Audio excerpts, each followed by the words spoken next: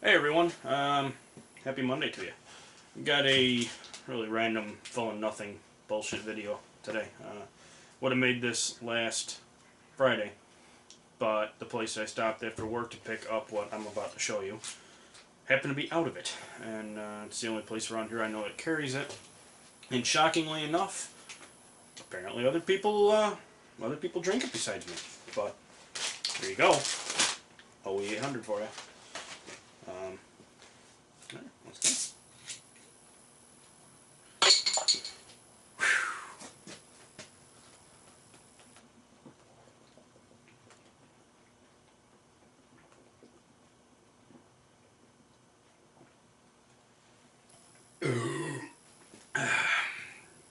Excellent stuff.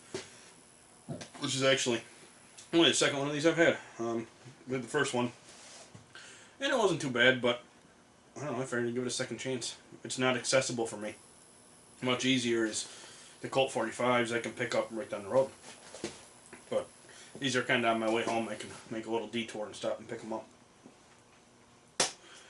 So on to the nothingness. Well,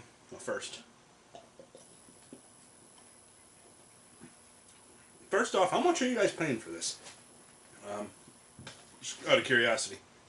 Because this is actually cheaper than the Colt 45.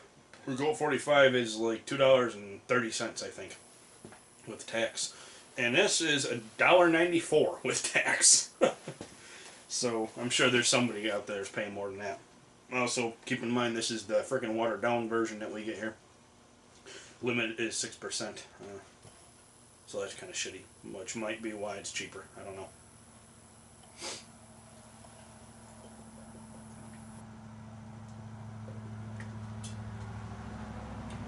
It sure does taste good after a long day, though. Could be a little colder. But I rode in the car with me for 20 minutes. So it's a little warm, but that's okay. So on my way home, I was behind this guy who had a little trailer, just like a little 5x8 trailer. They had a whole shitload of wood in it. And then by a shitload, I mean a shitload. The tires were squatting, looked like the suspension was bottomed out. And he was towing this thing with a Ford Explorer Sport Track. And that little trailer was shoving the ass end of that truck all around. So, that was kind of funny. But, what I'm going to drive at eventually, the vehicular laws or codes are very lax here in this state, which is a real good thing and not a real good thing. Like, this guy's trailer clearly should not have been on the road. He didn't have anything holding the load in. No lights on it. There were no working lights. There was a light that was non-functioning. Of course, no license plate. Here in this state, you don't need to license trailers up to a certain size, or unless it's for commercial use. For personal use, they need to have no registration. They need to have no working lights. They need to have no reflectors present. They can just be, if it's got tires and you can somehow hook it to the ass end of your vehicle, you're good to go. Haul it on down the highway.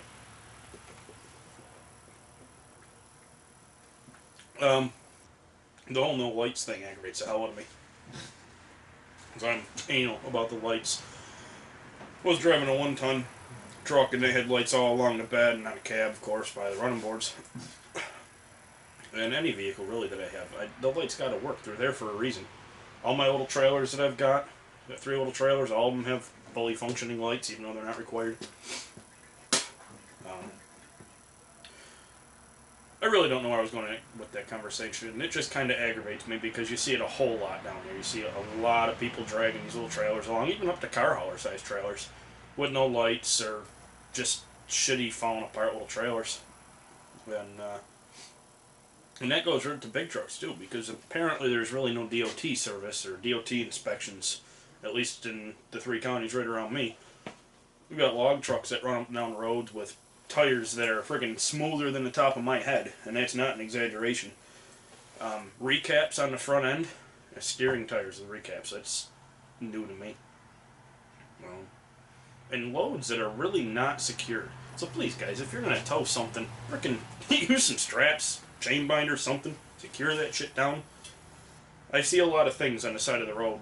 Pieces of wood, 2x4s. I picked up a couple 12-foot 2x4s. Gas cans, I got 2 gas cans I found on the side of the road. And I have to wonder how much of this crap falls out of the back of trailers or out of pickup trucks that just people just kind of toss it up in there and hope for the best. Not exactly the safest way to haul your crap around, I don't think.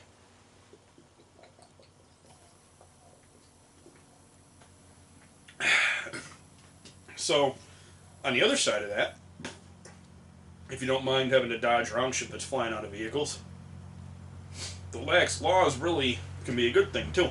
Because I got stopped 3 months ago for not wearing a seatbelt, and the officer come up with the car. I've got a big crack. It runs from the middle of my windshield all the way to the passenger side of the windshield. Very, very noticeable. He looked right at it, never said a word. State trooper too, not a local cop.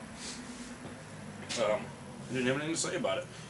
He did have a little bit to say about the fact that I was still driving on a New York State license. Evidently, you're supposed to change those things. I tried to explain to him I've only lived here 3 years. I just have not had the time to get it changed, but he really didn't care. And proof of insurance. Didn't have proof of insurance with me either.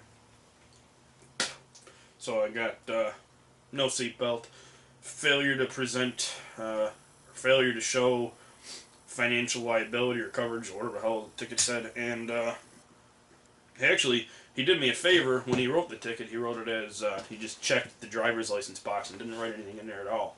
So when I went to court, I told the judge, yeah, I didn't have my address changed. Of course, by then I had it changed. And he looked at the license and said, this is your current address? I said, yep. He said, okay. So he dismissed that charge. And here's a little tip for you that I didn't know, but I learned by sitting in court watching other people.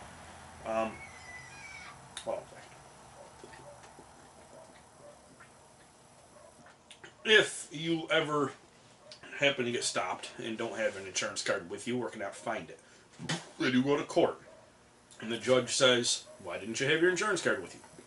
Do not say it wasn't in the vehicle. Don't say, oh, I left it on the table, or it just came in the mail, or it's in my other pair of pants. Because as soon as you say that, the guy's going to impose a fine. It's a new law. I don't know if it's a national law. It is in Tennessee. The way the judge was explaining it to all the people who, one right after the other, would see what happened to the first person, and then go up and say, oh, well, you know, I left it on the kitchen table. The judge would say, huh, I would impose a fine, which I think was around $150 or $160. There's a guinea hen going ballistic out the window. I'm not really certain what it's going after, but at any rate, one person ahead of me had the forethought to say, well, it was in the vehicle and I couldn't find it at the time of the time I got stopped. And the judge said, okay, dismissed. So me, being the clever person I am, walked up. Judge said, why didn't you have insurance, or proof of insurance? I said I did have it, and it was in the vehicle. It was folded into another piece of paper. I couldn't find it when the officer was there. I said I went home, and the first thing I did was tore apart my glove box and looked through all the papers in there, and boom, there it was. He said, so you did have it with you? I said, yes, sir. He said, dismissed. On to the license charge. Obviously had my address changed. Dismissed. I'm like, hey, I'm doing pretty good. On to the seatbelt charge. The latest seatbelt ticket I had was in New York, and it cost me $175, and that was like 8 years ago. So I figured with inflation, I was probably going to be out at least $200.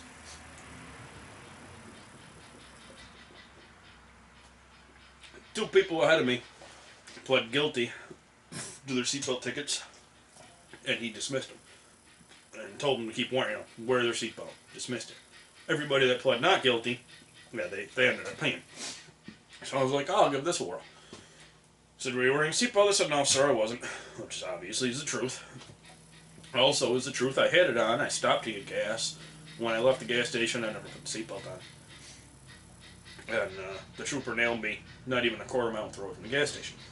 I told the judge that, and he nodded and said, okay. He said, well, since you've pled guilty, I can't dismiss it. He says, but we're going to waive court fees. $10 fine, and he bangs a gavel. I'm like, wow, $10 fine. 3 tickets, I walk away with a $10 fine. So that was pretty good. I was impressed. It only took like 6.5 hours of sitting in uncomfortable chairs to get to that point, though. It cost me more not being at work than it did, to pay the tickets off. But alrighty, guys, there's my random bullshit that probably nobody will watch, and if you do, God bless you, because, well, thanks. I'm down to the swill, and I'm going to try to kill that in one swift blow.